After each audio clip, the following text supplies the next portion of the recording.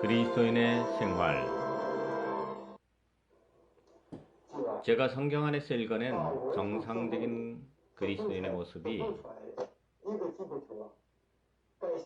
어떤 모습인지 말해드리겠습니다. 정상적인 그리스도인은 마땅히 주님을 사랑할 것이고 주님을 소중히 여기고 주님을 최고로 여기고 주님을 최선에 둘 것입니다. 매일 합당하고 올바른 시간표가 있을 것입니다.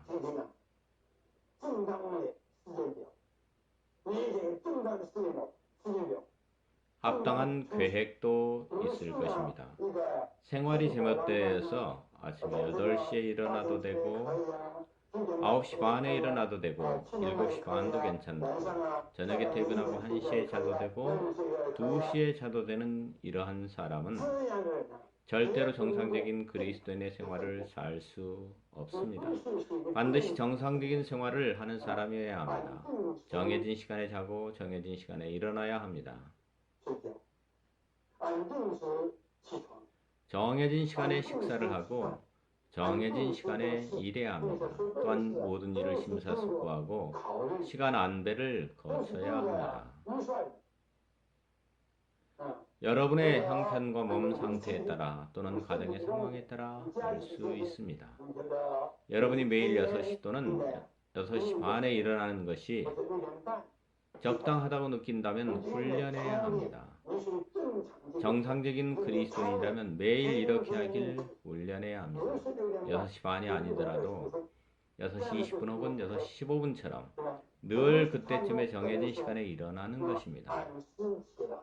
처음 해야 할 일이 무엇이죠? 주님을 접촉하는 것입니다. 실제로 여러분이 일어나자마자 침대에서 내려오기 전에 주님이라고 해야 합니다. 아시겠죠? 깨어나자마자 침대에서 내려오기도 전에 주님을 부르는 것입니다. 주님, 할렐루야, 아멘. 다른 사람을 깨울까 걱정하지 마십시오. 다른 사람을 조금도 깨울 일이 없습니다. 다른 사람이 옆에서 자고 있고 깨어나지 않았다면 그를 깨우지 말고 속으로 주님, 아멘, 할렐루야 주님을 부르는 것입니다. 이어서 주님의 말씀을 읽어야 합니다. 성경을 읽습니다. 저번 주에 제가 말했는데 각자 아침마다 최소한 이보다 적게는 안 됩니다. 가장 적게는 2구절의 말씀을 읽어야 합니다. 아주 쉽습니다. 그런데 효과는 아주 큽니다. 이 효능은 아주 큽니다. 여러분이 깨어나자마자 침대에서 내려가기 전에 주님을 부르고 침대에서 내려와서는 성경을 꺼내 2구절을 읽고 기도하고 어떤 때는 노래로 부르기도 해봅니다. 그리고 나서 세수하고 양치를 합니다. 세수하고 양치를 할 때에도 그곳에서 이렇게 할 수 있습니다. 외운 구절이 기억이 안 나면 세면대 위에 성경을 올려놓고 보면서 세수할 수 있습니다. 모두 하기 쉬운 것입니다. 간단히 말해 저와 여러분이 주님을 사랑하는 정상적인 그리스도인이라면 마땅히 이렇게 해야 합니다. 또한 잠시 일시적으로 기뻐서 하는 것이 아닙니다. 기뻐도 하고 기쁘지 않아도 하는 것입니다. 엄밀히 말해 여러분이 그리스도인이라면 기쁘지 않은 때가 있으면 안 됩니다. 따라서 성경 우리에게 말합니다. 주님 안에서 항상 기뻐하라. 항상 기뻐하라. 기뻐하는 것은 즐거워하는 것이고 그리스도인은 즐겁지 않으면 안 됩니다. 기쁘지 않은 것이 죄악은 아니나 죄악의 경계선에 가까이 와 있는 것입니다. 따라서 에베소서에서 말씀하십니다. 해가 지도록 붐을 품지 말며 해가 지면 여러분의 분도 내려가야 합니다. 다른 말로 여러분이 화를 내더라도 24시간을 넘기면 안 된다는 것입니다. 왜냐하면 태양은 24시간에 한 번은 지기 때문에 여러분의 분도 태양을 따라 져야 합니다. 내려가야 합니다. 만약 분이 태양을 따라 내려가지 않으면 죄를 짓게 됩니다. 이것이 주님의 명령입니다. 해가 지도록 분을 품지 말며 기쁘지 않은 것도 길어야 24시간이어야 합니다. 다른 말로 하면 그리스도인은 마땅히 기뻐해야 합니다. 항상 기뻐하고 주님께 항상 감사해야 합니다. 그러면 어떻습니까? 여러분이 만약 이렇게 하루의 생활을 시작하는 사람이라면 이러한 하루는 분명히 그리스도를 살게 됩니다. 반드시 그리스도를 살게 됩니다. 반드시 그리스도를 살게 되고 모든 것이 할렐루야, 모든 것이 아멘입니다. 모든 것을 주님께 감사드리고 모든 것이 기쁘고 즐겁습니다. 반드시 그리스도를 살아내며 집에서 그리스도를 살아내고 사무실에 그리스도를 살아내며 학교에서 그리스도를 살아냅니다. 모든 사람에게 그리스도를 살아내며 동시에 반드시 복음을 전하게 됩니다. 복음을 전하지 않는 것이 아니고 복음을 전하지 않으면 마치 무슨 물건을 잃어버린 것처럼 마치 밥을 안 먹은 것처럼 느껴져. 여러분은 늘 복음을 전하게 됩니다. 토요일 저녁이 되어야 문도드리기를 하는 것이 아니라 그냥 복음을 전하게 됩니다. 멀리 있는 사람에게 전할 필요 없이 가까운 사람에게 전합니다. 가까운 사람에게 다 전하고 나서 멀리 있는 사람에게 하는 것입니다. 주 예수님 원칙도 그러합니다. 여러분은 예루살렘과 온 유대와 사마리아에서 땅끝까지 전하는 것입니다. 사촌 형에게 전하고 사촌 동생에게 전하십시오. 형수에게 전하고 외숙모에게 전하십시오. 여러분의 친척에게 전하고 친구들에게 전하고 회사 동료들에게 전하십시오. 형제자매님들, 예를 들어 형제님이 있는 집회소가 빌라델비아라면 빌라델비아는 아침부터 저녁까지 복음을 전합니다. 전 시간이라서 직장도 안 다니는 것이 아닙니다. 여러분은 여전히 일합니다. 정상적인 생활하는 그리스도인은 일을 잘해야 합니다. 일을 하는 정도가 다른 사람이 여러분을 믿고 일을 맡기고 여러분이 일하는 것을 좋아하며 여러분의 일 맡기기를 좋아해야 합니다. 일을 할수록 성실하고 일을 할수록 잘해야 합니다. 일을 할수록 여러분을 고용한 사람이 여러분을 좋아하게 해야 합니다. 그리스도는 마땅히 이렇게 해야 합니다. 내가 어떤 일을 하기 위해서 진급하기 위해서 월급을 더 받기 위해서 자기 자신을 노예처럼 그 직업에 팔면 안 됩니다. 계시록 18장에는 바벨론에서 사람의 혼을 파는 것이 나옵니다. 자신을 팔았습니다. 그러면 안 되고 그럴 필요도 없습니다. 그리스도인은 그럴 필요가 없습니다. 한면으로는 복음을 전하고 한면으로는 일을 합니다. 겉으로 보기에는 일하는 것이 당신의 주요 직업인 것처럼 보입니다. 실제로 주님 앞에서 당신의 본업은 바로 복음을 전하는 것입니다. 일하는 것은 당신의 부업입니다. 벌어서 생활할 정도면 됩니다. 당신이 여기에서 직업을 가지고 있는 것은 하나님을 위해 살기 위한 것입니다. 직업은 주님을 위해 살기 위한 것입니다. 그러나 당신은 여전히 밥을 먹고 생활해야 하므로 부업이 필요합니다. 그래서 직업을 가지고 있는 것입니다. 15, 16세 청소년들은 교육을 아직 끝마치지 않았고 다 자라지 않았기 때문에 표면적으로 봤을 때 여러분의 본업은 공부하는 것으로 보입니다. 그러나 여러분이 주님을 사랑한다면 여러분의 본업은 복음을 전하는 것이고 여러분의 부업이 공부하는 것입니다. 분명하시죠? 우리 가운데 전시관이 있습니다. 사실상 그렇게 전시관을 할 필요는 없습니다. 어떤 부업을 가질 수 있습니다. 우리 모두의 본업은 복음을 전하는 것입니다. 형제님, 타이페이 교회는 빌라델비아라고 하셨는데 빌라델비아 형제자매님들은 모두 다 복음을 전해야 합니다. 복음을 전하는 것을 본업으로 하고 격리 보는 것을 부업으로 하며 공무원이 된 것을 부업으로 합니다. 모든 직업과 사업은 부업입니다. 공장을 열고 큰 회사를 경영하고 내가 사장이고 회사 대표라도 그것은 나의 부업이고 나의 본업은 나의 동료들에게 위아래 모든 사람에게 복음을 전하는 것입니다. 그에게 복음을 전하고 나서 그의 가족들에게도 복음을 전해야 합니다. 우리는 어떤 때 이렇게 느낍니다. 문도드리기는 정말 어렵구나. 얼굴도 아주 못하고 만나본 적도 없는 사람인데 이름도 모르고 왕씨인지 이씨인지도 모르는 집 문을 두드리기는 정말 부끄럽구나. 제가 아까 말한 이런 식으로 복음을 전하면 다른 집에 가서 문 두드리기를 할 필요가 없습니다. 가령 당신이 사장이고 38명의 직원이 있다면 그들에게 전하십시오. 첫째로 그들을 통하여 그들의 가족에게 전하십시오. 그들을 통해 친구들에게 전하고 이웃에게 전하십시오. 모르는 사람의 문을 두드릴 필요가 없습니다. 당신이 접촉하는 사람들이 소개를 통해서 만날 수 있습니다. 따라서 오늘날 우리의 상황이 반대된 상황임을 보아야 합니다. 비정상적이기에 이러한 상황인 것입니다. 만약 정상적이라면 방금 제가 말한 대로 되어야 합니다. 가령 당신이 학교에서 가르치는 사람이라면 첫 번째로 반의 학생들에게 복음을 전하고 두 번째로 학교 안의 동료 직원에게 복음을 전할 수 있습니다. 가능한가요? 당신의 학생들을 통해 그들의 가족들에게 복음을 전하고 이렇게 퍼져나가는 것입니다. 이렇게 복음이 나가는 것입니다.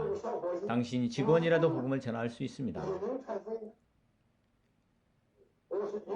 50년 전 실제로 있었던 이야기를 저는 영원히 잊을 수가 없습니다. 산둥 진안성에서 산둥부 안에서 건설부의 수리공사과가 있었습니다. 산둥성의 황허강을 수리공사하는 부서입니다. 그 안에서 높은 지위를 가진 관원이 있었습니다. 미국에서 수리를 전공하고 돌아와서 수리공사과를 맡고 있었습니다. 수리공사과에서 바닥을 청소하는 직원이 있었습니다. 청소부입니다. 매일 바닥을 쓸고 책상을 닦는 이런저런 일을 하는 사람이었습니다. 그 사람은 정상적인 그리스도인이었습니다. 복음을 전하는 일을 진정한 본업으로 여기는 사람이었습니다. 청소부는 그의 부업이었습니다. 그럼 매일 무엇을 합니까? 그는 자신을 매우 낮고 보잘것없는 청소부로 여겼습니다. 과장같이 높은 지위의 상사와 어떻게 대화를 하겠습니까?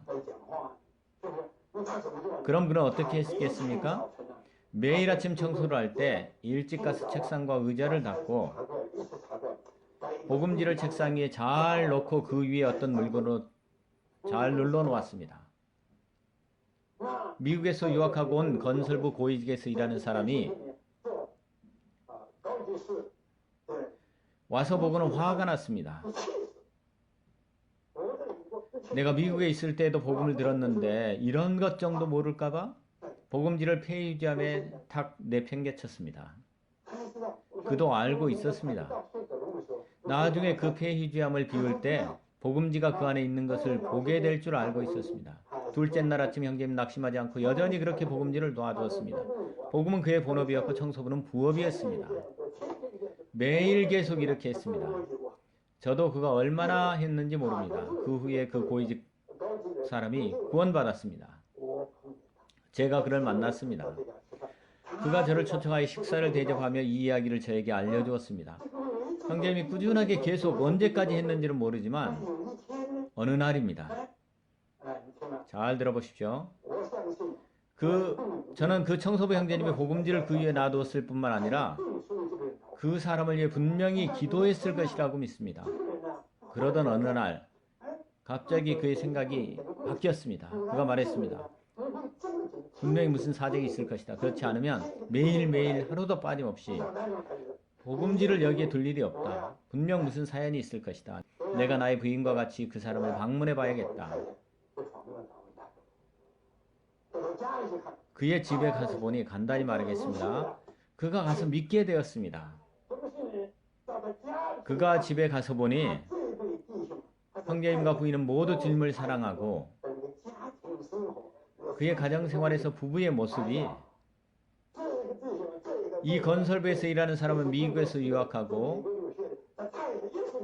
그의 부인도 역시 미국에서 유학하고 두 사람이 다 미국에서 유학하고 왔습니다. 두 사람이 보고 난 후에 집에 와서 말했습니다. 와우, 그 사람들 부부 생활이 정말 대단하네. 예수님 믿는 것이 좋네요. 우리 둘을 보기엔 너무 안 좋은데 우리는 둘 다 고등교육을 받고 미국에서 유학하고 왔는데 우리의 모습과 그들의 모습은 어쩐지. 이렇게 해서 주님을 믿게 되었습니다. 정상적인 그리스도는 마땅히 이러한 사람이어야 합니다. 일을 마치고 저녁에 집에 와서 무엇을 합니까? 집회합니다. 먼저 가족들과 집회하고 나서 각 구원받은 사람의 집에 가서 집회합니다. 다시 몇 가정이 모여 집회합니다. 작은 집회, 조금 큰 집회, 큰 집회로 모입니다. 여러분, 맞지 않습니까? 우리 그리스도는 온종일 마땅히 살아내고 해야 할 것이 바로 이러한 광경이어야 합니다. 깨어나자마자 주님, 성경을 읽습니다. 주님과 교통합니다. 일을 할 때도 주님과 교통하고 오후에는 복음을 전합니다. 매일매일 전하고 시시때때로 전하며 사람을 만나기만 하면 전합니다. 그렇죠? 그래서 하루 온종일 자주 주님, 아멘, 할렐루야 라고 합니다. 마음속에 항상 주님께 감사하며 항상 쉬지 않고 찬송을 부릅니다. 항상 기뻐하고 항상 감사와 찬송을 드립니다. 쉬지 않고 기도합니다. 그렇죠? 365일 복음을 전하고 하루도 빠뜨리지 않습니다. 매일 복음을 전하고 집에 돌아오면 집회를 합니다. 집회가 우리의 취미이며 집회가 우리의 오락입니다. 인생에서 오락이 없을 수는 없습니다. 매일 바쁘고 분주하기만 하고 오락이 없다면 되겠습니까? 그러면 우리의 오락은 무엇입니까? 바로 집회입니다. 집회가 시작되면 찬송을 부르고 기도하고 말씀 읽고 말해냅니다. 결국에는 어떻습니까? 깊이 헤아리다 보면 결국에는 진리를 알게 되고 성경을 알게 되고 말도 할 수 있게 됩니다. 복음을 전할 때 말합니다. 집회에 가서도 말합니다. 이때 누가 말하는지는 정해져 있지 않습니다. 나도 말하고 여러분도 말하고 그도 말합니다. 목사도 없고 전도사도 없습니다. 이러한 집회는 사람을 말하도록 깨우쳐줍니다. 기능을 발휘하도록 일깨워줍니다. 형제 자매님, 이것의 결과는 무엇입니까? 바로 교회 집회입니다. 교회 생활입니다. 이 안에서 자연스럽게 각종 은사가 모두 나타납니다. 여러분에게 어떤 은사가 있으므로 교사가 되어 성경을 말하고 다른 사람은 말할 수 없다는 그런 뜻이 아닙니다. 여러분의 은사는 교사를 하는 것입니다. 이 성경 구절을 다른 사람이 읽어봐도 그 안에서 빛을 보지 못할 수 있으나 여러분이 몇 구절을 읽어보고 몇 마디 붙이면 성경 전체가 빛을 발합니다. 여러분은 이런 은사가 있습니다. 모든 사람이 다 이럴 수는 없으나 모든 사람이 다 말할 수는 있습니다. 사랑하는 형제자매님들, 오늘 저녁 저의 부담은 바로 이것입니다. 저는 진실로 희망합니다. 오랫동안 은혜를 입은 사람이든 새롭게 구원받은 사람이든 연장한 사람이든 어린 사람이든 중년이든 누구나 주의 회복 안의 형제자매들은 모두 이 길을 가야 합니다. 모두 이 길을 가야만 합니다. 어느 길입니까? 매일 주님과 교통하고 매일 주님의 말씀에 빠져서 매일 기도하고 매일 그리스도를 살아내고 매일 복음을 전하는 것입니다. 복음을 전하는 것이 바로 우리의 본업이고 저녁에 퇴근하거나 주말이나 주일에는 늘 집회에 갑니다. 반드시 집회소에 가야만 집회를 하는 것이 아니고 사람이 있는 곳이면 집회를 합니다. 그에게 주님의 말씀을 전하고 같이 기도합니다. 그럴 때 주님의 기쁨을 더욱 얻을 수 있습니다. 그럴 때 주님의 왕국을 더욱 확장시킬 수 있습니다. 그렇죠? 성경에 이런 말씀이 있습니다. 게으르거나 열매 없는 사람으로 조성되게 하지 말고. 우리의 환경은 게으르기 원해서 열매를 맺지 못하는 것이 아니라 실제로 우리는 열매를 맺지 않고 있습니다. 비록 우리는 게으르지 않지만 열매를 맺지 않습니다. 우리 가운데 많은 사람이 10년 동안 한 사람도 구원시키지 못했습니다. 5년 동안 한 사람도 구원시키지 못했습니다. 열매를 맺지 않는 것은 옳지 않습니다. 요한복음 15장에서 주님은 열매 맺지 않는 가지는 어떻게 하신다고 하셨습니까? 잘라내신다고 하셨습니다. 포도나무의 자양분인 누림을 잃어버리는 것입니다. 이것을 두고 우리는 고려해 봐야 합니다. 교회는 여기에서 새 길을 가고 있습니다. 형제자매님의 영적인 방면의 돌봄을 소홀히 하지는 않았습니다. 특히 우리 가운데 이러한 돌봄이 있습니다. 바로 요 며칠 제가 여러분에게 말했듯이 가장 먼저 여러분은 반드시 아침에 정해진 시간에 일어나서 첫 번째로 해야 할 일은 주님을 접촉하는 것입니다. 또한 우리 가운데는 성경이 있을 뿐 아니라 우리의 성경은 열려 있다고 말할 수 있습니다.